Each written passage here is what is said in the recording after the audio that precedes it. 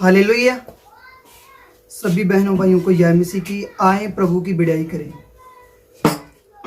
ऐसा रूदा मसा दे खुदा, ऐसा रूदा मसा दे खुदा, मैं हमेशा दी जिंदगी च बनया रहा। ऐसा रूदा मसा दे खुदा, मैं हमेशा दी जिंदगी च बनया रहा। मेरे खुदा मैनू ऐसा बना, मेरे खुदा मैनू ऐसा बना, मैं हमेशा दी जिंदगी च बनया रहा। ऐसा रूदा मसा दे खुदा, मैं हमेशा दी जिंदगी च बनया रहा।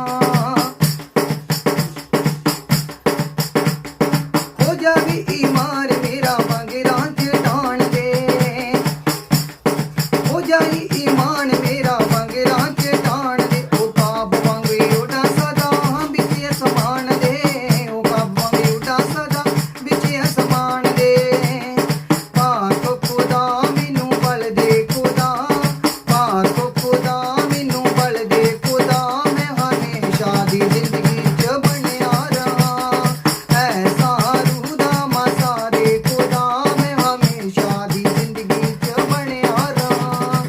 ऐसा रूदा मसा दे खुदा, मैं हमेशा दी जिंदगी च बनया रहा।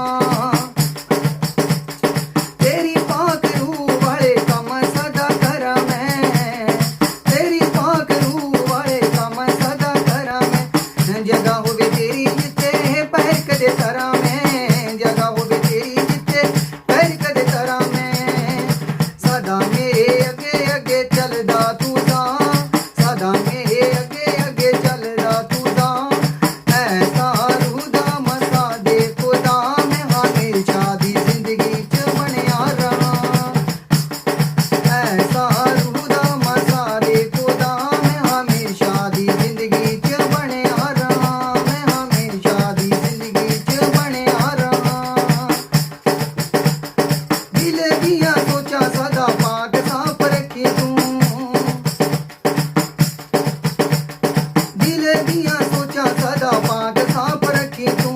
दिल दे विचार सदा पाक साफ रखी तू, दिल दे विचार सदा पाक साफ रखी तू।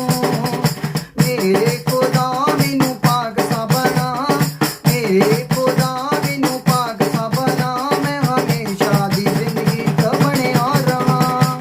ऐसा रूदा मसा दे खुदा, मैं हमेशा दी जिंदगी च बनया रहा। मैं हमेशा दी जिंदगी च बनया रहा। मैं हमेशा दी जिंदगी च बनया रहा। भाइयों को जय मसीह की। आए खुदा की महिमा करें और परमेश्वर की महिमा को बढ़ाएं और परमेश्वर की आराधना के साथ और परमेश्वर के साथ इस गीत भजनों के द्वारा और आशीष पाएं यीशु मसीह के नाम से। मैनू रू दियां गल्लां तू सखा दे नासरी, मैनू रू दियां गल्लां तू सखा दे नासरी। इस जग दियां गल्लां तू भला दे नासरी, ऐस जग दियां गल्लां तू भला दे नासरी। मैनू रू दियां गल्लां तू सखा दे नासरी, मैनू रू दियां गल्लां तू सखा दे नासरी। ऐस जग दियां गल्लां तू भला दे नासरी, इस जग दियां गल्लां तू भला दे नासरी। मैनू रू दियां गल्लां तू सखा दे नासरी, मैनू रू दियां गल्लां तू सखा दे नासरी। तेरियां गल्लां मैनू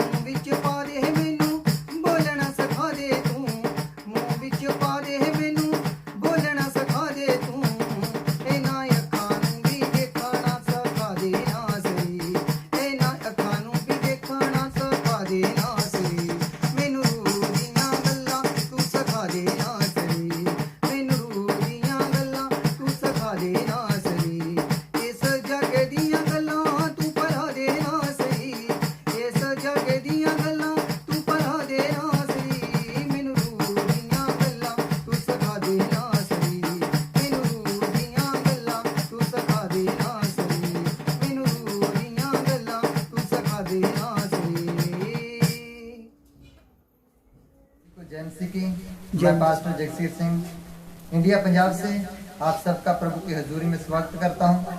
आए हम आंखों को बंद करें और हम दुआ करते हैं।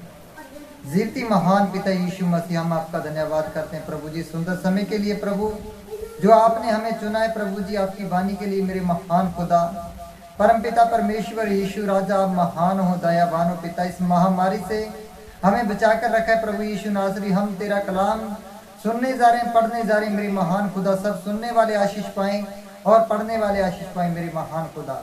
जो भी आपका कलाम आज बोया जाए मेरे महान खुदा, वो 10 नहीं 20 नहीं बल्कि 1000 गुना फल लेकर आए मेरे महान पिता। सब सुनने वाले आशीष पाएं पिता यीशु के नाम से पिता, आमीन। तो हम आज खुदा की हजूरी से सीखेंगे कि जो हमारा मसीह का चाल चलन है, मसीह में पति पत्नी का चाल चलन है, वह कैसा होना चाहिए। हालेलुया। आज हम सीखेंगे, जब हम पहला पतरस 3 चैप्टर उसकी 1 आयत को देखते हैं तो वहां पर खुदा का कलाम हमें क्या सिखाता है जी। हे पत्नियों, तुम भी अपने पति के अधीन रहो, इसलिए कि जब इसमें से कोई ऐसे हो जो वचन को ना मानते हैं। आज का जो वचन है, आज का टॉपिक है, वो पत्नी के लिए है कि पत्नी जो है वो अपने पति के अधीन रहे।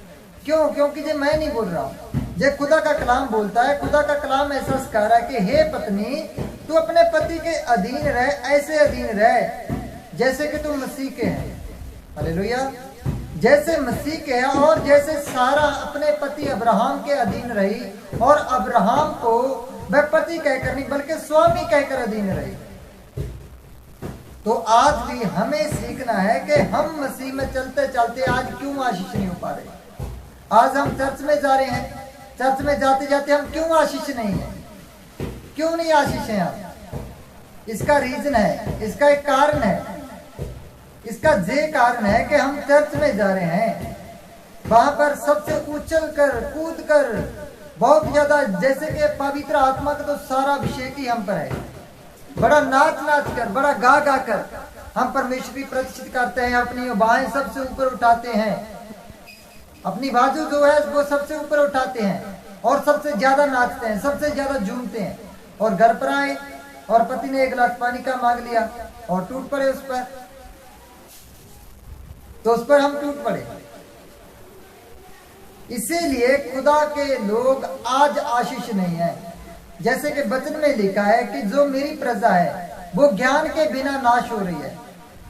किसकी प्रजा? मेरी प्रजा। खुदावंद यीशु मसीह बोल रहा है कि जो मेरी प्रजा है वो ज्ञान के बिना नाश हो रही है। आज हम चर्च भी जाते हैं, वचन भी पढ़ते हैं, बाइबल भी पढ़ते हैं और प्रार्थनाएं भी करते हैं, मगर हम पति और पत्नी के आपस में नहीं बनते हैं। तो वो सब कुछ क्या है? बेकार है। हालेलुया। हे पत्नियों, तुम अपने पतियों के अधीन रहो, जैसे कि जो कोई वचन को भी ना मानता हो। अगर आप अकेले चर्च में जाने वाले हो, आपका पति वचन को नहीं मानता है, वो कैसे चर्च में आएगा? वो आपकी चाल डाल को देखेगा कि आप क्या सीख कर आ रहे हो चर्च से।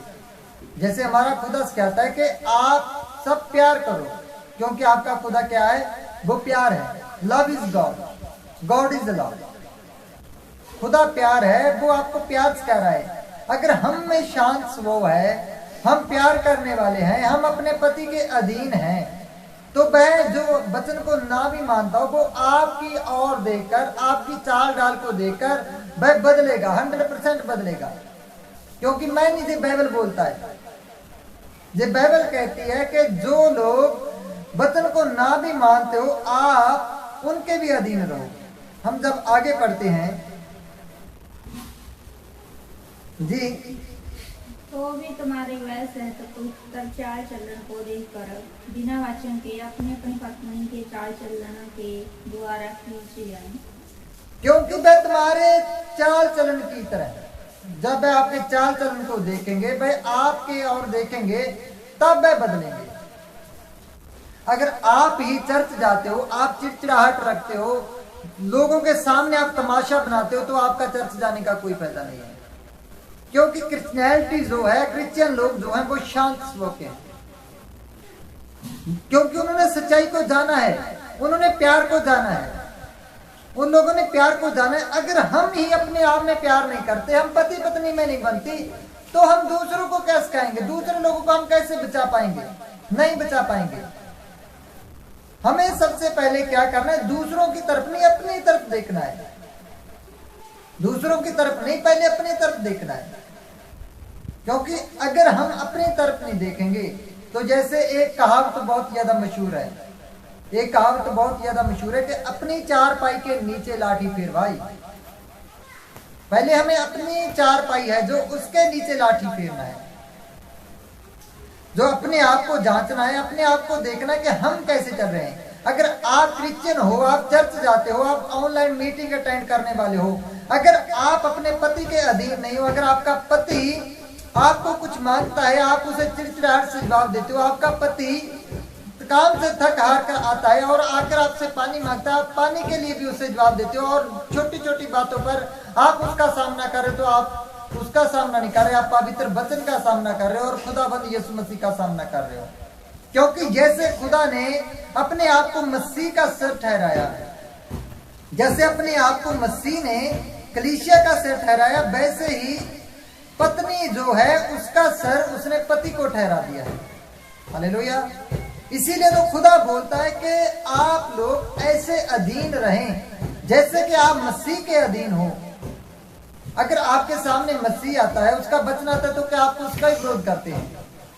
अगर नहीं करते हैं तो आप अपने पति का विरोध भी नहीं करोगे। अपने पति के अधीन रहें, अपने पति की आज्ञा को माने। अगर वह चाल चलन में सही भी ना हो तो आपकी चाल चलन की बदौलत बदला जाएगा। जे मैं नहीं कहता, जे वचन कहता है, हालेलुया, वह बदला जाएगा। क्योंकि मैंने जो वचन में सीखा वह आपको बांट रहा हूं, और यही सच है कि हे पत्नी तू अपने पति के अधीन रहे। अगर कोई पत्नी अपने पति पर हुक्म चलाती है तो उसे क्रिश्चियनिटी छोड़ देनी चाहिए, उसे बाइबल पढ़ना छोड़ देना चाहिए, उसकी प्रार्थना भी अनहोनी है, उसकी प्रार्थना गिनौनी है। क्योंकि पत्नी जो है वह पुरुष से बनी है, ना कि पुरुष पत्नी से बना है। Hallelujah, hallelujah. क्योंकि जो पुरुष है वह पत्नी से नहीं बना है। ये बात समझने वाली है, ये गहरा भेद है। जो पत्नी है वो पुरुष से बनी है, क्योंकि खुदा ने पुरुष पर गहरी नींद भेजी, पुरुष पर गहरी नींद भेजी और उसकी एक पसली निकाली और उसी पसली से उसने हवा को तैयार किया, उसी पसली से हवा को तैयार किया, उसी पसली से पत्नी को तैयार किया। जो आप दोनों हैं, आप दोनों एक शरीर हो। अगर कोई भाई, आप दोनों चर्च में जाने वाले हो, तो आप एक दूसरे से इतना प्यार करें कि लोग आपके प्यार की मिसाल दें। हमसे बढ़कर बहुत हैं, हम क्रिश्चियनों से बढ़कर बहुत हैं। गैर कौमों के लोग पति पत्नी में बहुत ज्यादा प्यार है। जो क्रिश्चियन है वो वचन को जानते हैं, उनमें प्यार नहीं है। हालेलुया, उनमें प्यार नहीं है। क्यों? क्योंकि उन्होंने तो वचन को जान लिया है। और खुदा एक जगह पर बोलता है, मत्ती 5:20 में बोलता है कि अगर आपका धर्म, आपके काम गैर कौमों से ज्यादा ना निकले तो आप स्वर्ग में ना जा पाओगे। हम किसी विधि भी स्वर्ग में ना बढ़ पाएंगे। क्यों? क्योंकि हमने सत्य को जाना है। सत्य क्या है? सत्य यीशु मसीह है। क्योंकि रात, जीवन और सच्चाई खुदा ने बोला कि वो मैं हूं। अगर आपने सच्चाई को जाना है तो आपको सच्चाई के मुजब काम भी करने पड़ेंगे। अगर आप चर्च जाते हो, आप दान भी सही देते हो, आप दसमांत भी सही देते हो, तो आपको जे वचन भी फॉलो करने होंगे, आपको जे वचन भी फॉलो करने होंगे, जे वचन भी मानने होंगे। अगर आप चर्च जाने वाले हो, वहां पर जुम्मस करने वाले हो, वहां पर बाजू को उठा कर नाचने वाले हो, कूदने वाले हो, अगर आप अपने पति के अधीन नहीं हो तो वो सब कुछ आपका बेअर्थ है। Hallelujah, hallelujah. सबसे बड़ी बात है और खुदा का यही हुक्म है कि हे पत्नी तू अपने पति के अधीन रहे। हे पत्नी तू अपने पति के अधीन रहे। क्यों? क्योंकि जे खुदा के कलाम से हम सीखते हैं।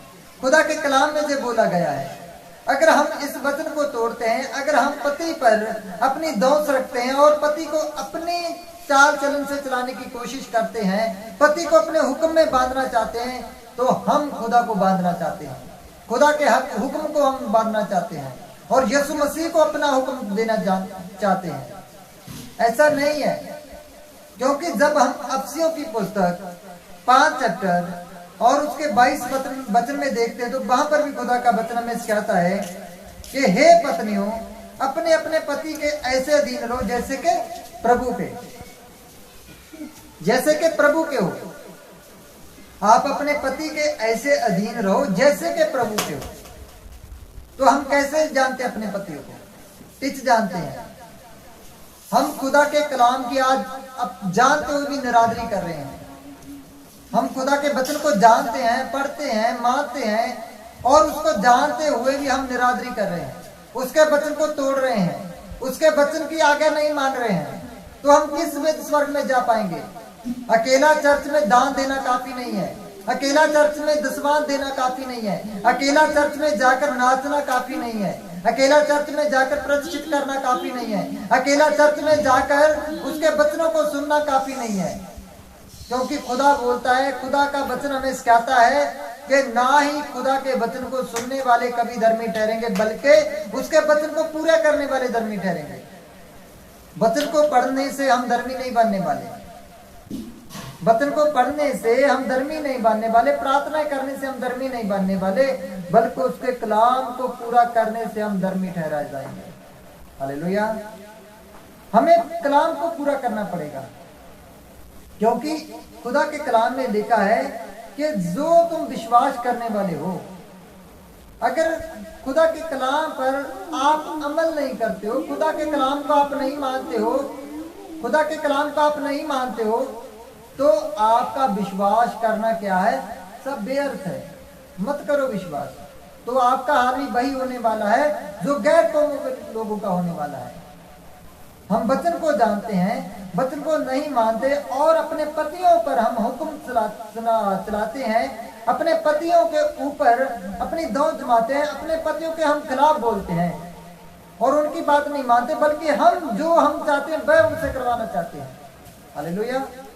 जो हम चाहते हैं, जो पत्नी चाहती है, वो पति से करवाना चाहती है। पति बोलता है हमें श्राम की साइड चलना है, तो पत्नी बोलती है हमें पातड़ा की साइड चलना है। तो इसमें क्या है? खुदा के कलाम की निरादरी है।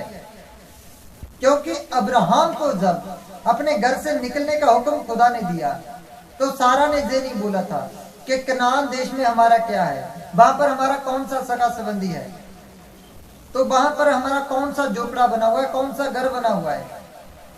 उसने कोई सवाल नहीं किया। उसने अधीनताई में आई कि हे मेरे स्वामी, तू मुझे जहां ले जाना चाहता है मैं वहां चलने को तैयार हूं।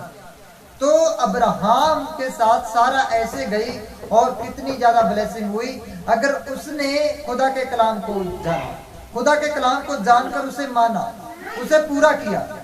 Hallelujah, hallelujah. तो जब हम आगे बढ़ते हैं तो वहां पर हमें खुदा का कलाम सिखाता है। अब्सियां जब हम 5:22 से पढ़ रहे हैं, हाँ जी पढ़िए।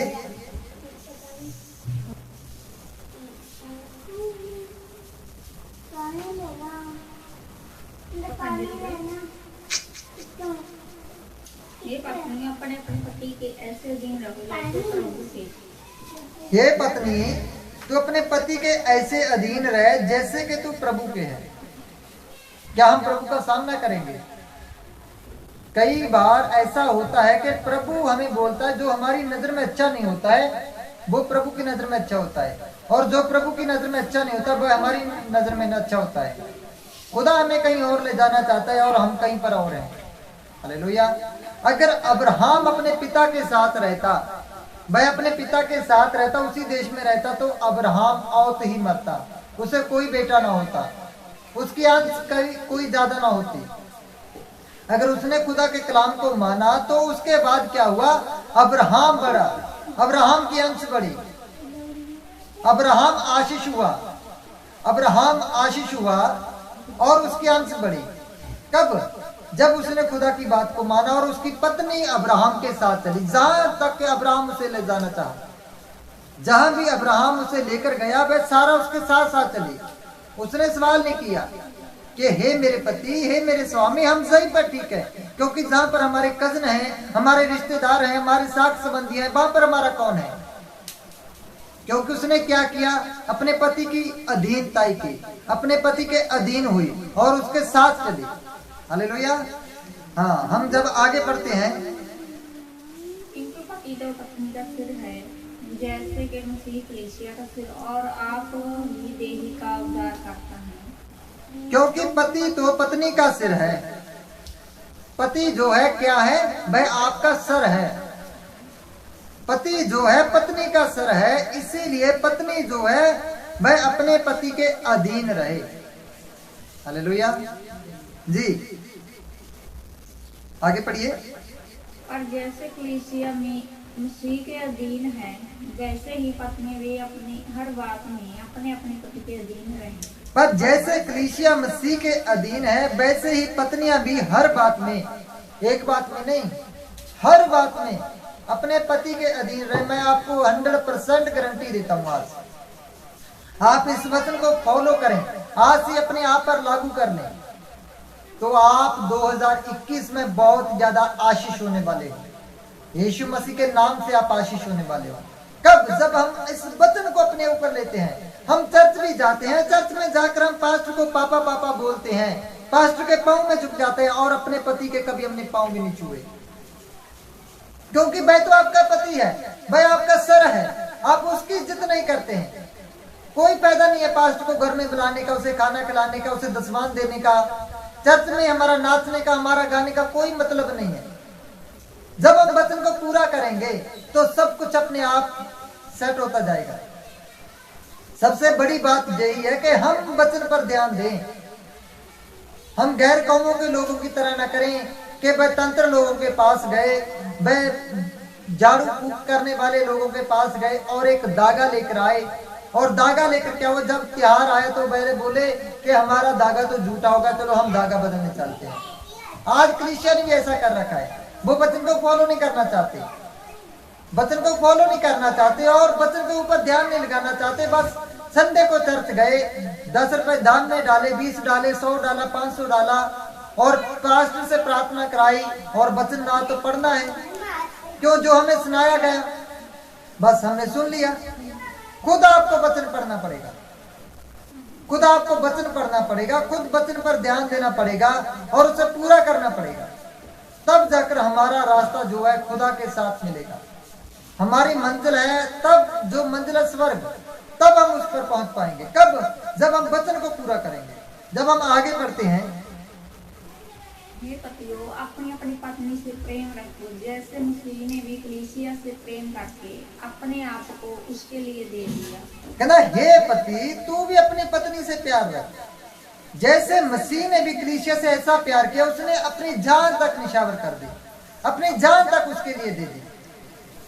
तो आज हमारे बीच में हमारी आशियों का यही कारण है कि हम आशीष क्यों नहीं हो पा रहे हैं। आज हम 4 साल से चर्च में जा रहे हैं, 5 साल से चर्च में जा रहे हैं, 10 साल से चर्च में जा रहे हैं, आज हम क्यों ब्लेस नहीं हो रहे? क्योंकि हमने खुदा के वचन के ऊपर कभी ध्यान ही नहीं दिया।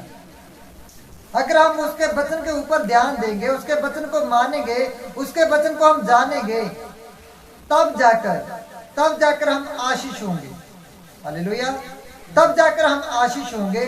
क्योंकि खुदा के वचन को मानना काफी नहीं है, खुदा के वचन को मानना काफी नहीं है, खुदा के वचन को जानना है, उसे पढ़ना है और उसे पूरा करना है, उसे पूरा करना है। अगर हम खुदा के वचन को सुनने वाले हैं और पढ़ने वाले हैं और उसे पूरा करने वाले नहीं है, तो हमारा चर्च में दिया हुआ सारा दान, सब दसवान और हमारी घंटों घंटों की हुई प्रार्थना सब कुछ बेअर्थ है। क्योंकि खुदा ने हमें सिखाया है कि ना हर एक जो मुझे प्रभु प्रभु कहता है वह स्वर्ग राज में बढ़ेगा, बल्कि वह स्वर्ग राज में बढ़ेगा जो उसके वचन को पूरा करता है। हालेलुया। तो आज हमारा जो टॉपिक है कि हे पत्नी, तू अपने पति के अधीन रह।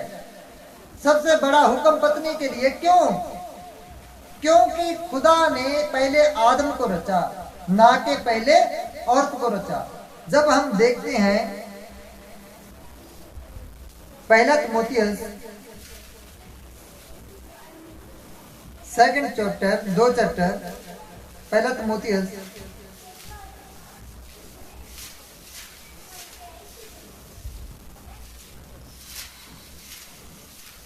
2 चैप्टर और 11 आयत को पढ़ते हैं हम जी। और स्त्री को चुपचाप पूरी अधीनता में सीखना चाहिए। क्या करना चाहिए? जो पत्नी है उसे चुपचाप रहकर अधीनताई से, जहां पर भी हमें जईस कह रहा है, हमने 3 हवाले लिए हैं पत्नी के लिए कि जहां पर खुदा पत्नी को बोल रहा है कि तू अधीन रह, अपने पति के अधीन रह, अपने पति की हर एक बात को मान, अपने पति की हर एक बात को मान और उसी पर तू ध्यान दे ताकि खुदा का कलाम पूरा हो। क्यों? क्योंकि खुदा बोल रहा है कि और स्त्री को चाहिए और स्त्री को चाहिए कि वह चुपचाप पूरी अधीनताई में सीखना चाहिए, वह पूरी अधीनताई में सीखे। और आजकल के हमारे मसीह कैसे हैं? चर्च में गए, ठीक है, घर से हम राजी खुशी जाते हैं, ये भी नहीं पता कि जाते हुए भी हम झगड़ा करके जाए, जाते हुए भी हम झगड़ा करके जाए चर्च में जब जाए। और चर्च में गए, वचन को सुना, बड़ा आराधना पर ऐसे मस्त हुए, ऐसे नाचने लगे कि जैसे और किसी को तो पवित्र आत्मा मिला ही नहीं, बस पवित्र आत्मा का जोर तो इसी पर आन पड़ा है। इसीलिए खुदा का कलाम कहता है, हे पत्नी तू अपने पति के ऐसे अधीन रहे जैसे कि तू मसीह के अधीन है।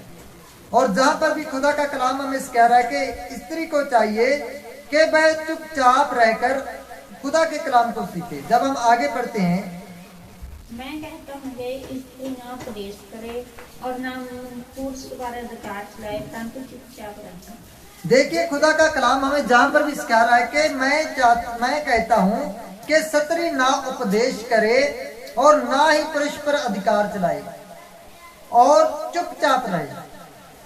आजकल की स्त्रियां क्या करती है? अपने पति को अपने हुक्म से चलाना चाहती हैं।